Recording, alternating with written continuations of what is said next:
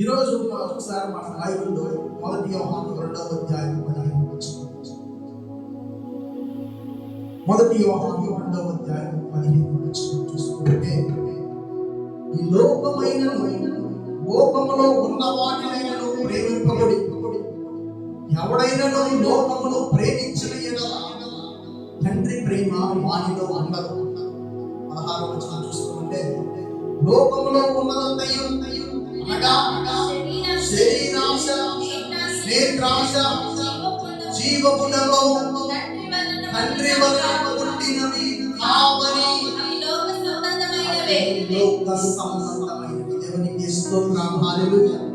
లోకంలో ఉన్నదంతయు ఏమిటి? మొదటగా చూస్తుంటే లోకమునైనను లోకంలో ఉన్న వాటిని ప్రేమింపబడి.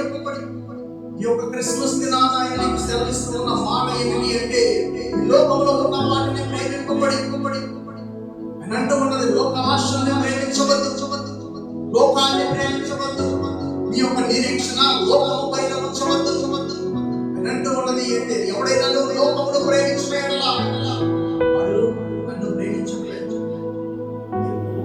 ఉదాహరణ చెప్పాలి అంటే, ఒక